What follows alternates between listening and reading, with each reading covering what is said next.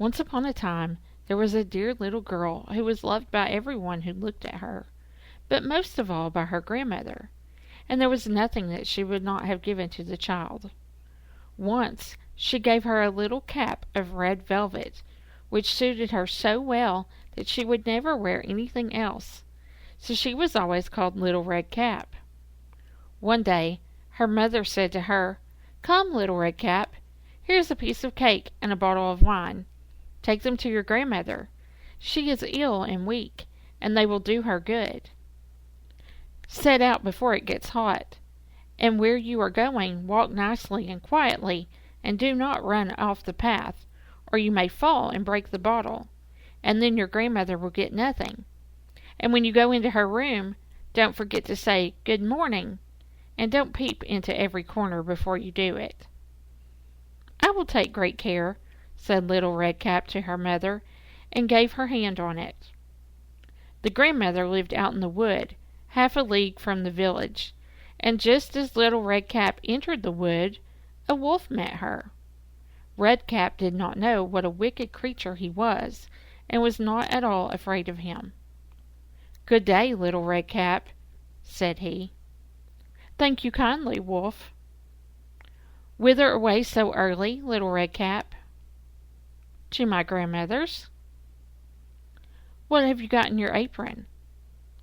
"Cake and wine. Yesterday was baking day, so poor sick grandmother is to have something good, to make her stronger." "Where does your grandmother live, Little Red Cap?" "A good quarter of a league further on into the wood. Her house stands under the 3 large oak trees. The nut trees are just below. You surely must know it," replied Little Red Cap. The wolf thought to himself, "What a tender young creature! What a nice plump mouthful! She will be better to eat than the old woman. I must act craftily, so as to catch both." So he walked for a short time by the side of Little Red Cap, and then he said, "See, Little Red Cap, how pretty the flowers are here. Why do you not look around? I believe, too, that you do not hear how sweetly the little birds are singing. You walk gravely along as if you were going to school, while everything else out here in the woods is merry." Little Red Cap raised her eyes, and when she saw the sunbeams dancing here and there through the trees, and pretty flowers growing everywhere, she thought, "Suppose I should take my mother a fresh nosegay. That would please her too. It's so early in the day that I shall get there in good time." And so she ran from the path into the wood to look for flowers. And whenever she had picked one, she fancied that she saw still a pretty one further on, and ran after it, and so got deeper and deeper into the wood. Meanwhile, the wolf ran straight to the grandmother's house and knocked at the door. "Who is there?" "Little Red Cap," replied the wolf. "She's bringing cake and wine. Open the door." "Lift the latch," called out the grandmother. "I am too weak and cannot get up." The wolf lifted the latch. The door sprang open, and without saying a word, he went straight to grandmother's bed and devoured her. Then he put on her clothes, dressed himself in her cap, laid himself in bed, and drew the curtains.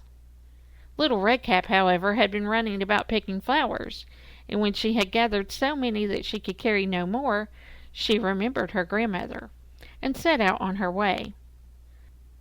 She was surprised to find the cottage door standing open, and when she went into the room, she had a strange feeling that she said to herself, "Oh dear, how uneasy I feel today, and at other times I like being with grandmother so much."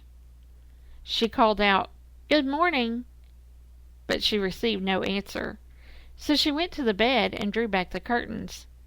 There lay her grandmother, with her cap pulled far over her face, looking very strange. "Oh, grandmother," she said, "what big ears you have!"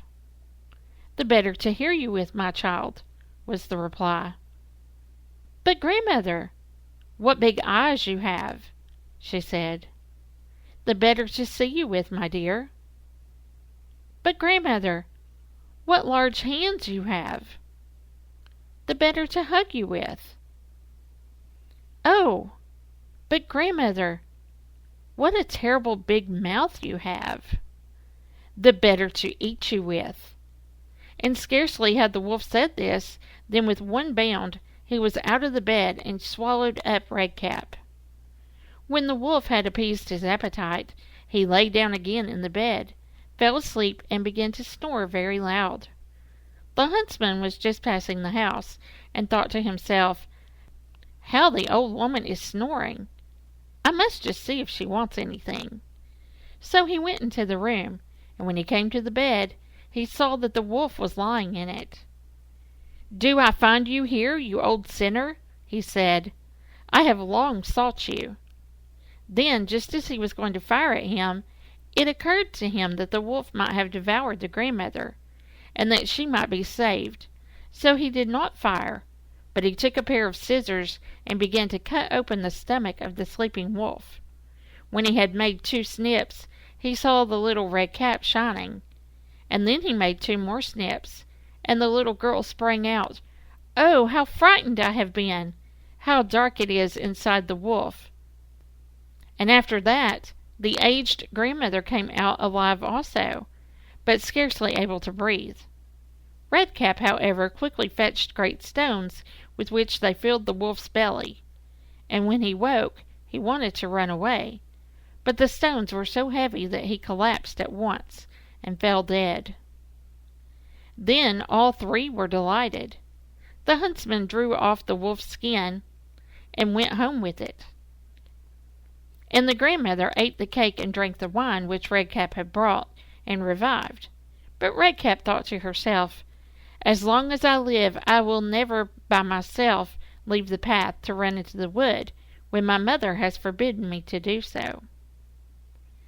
It also related that once when Redcap was again taking cakes to the old grandmother, another wolf spoke to her, and tried to entice her from the path.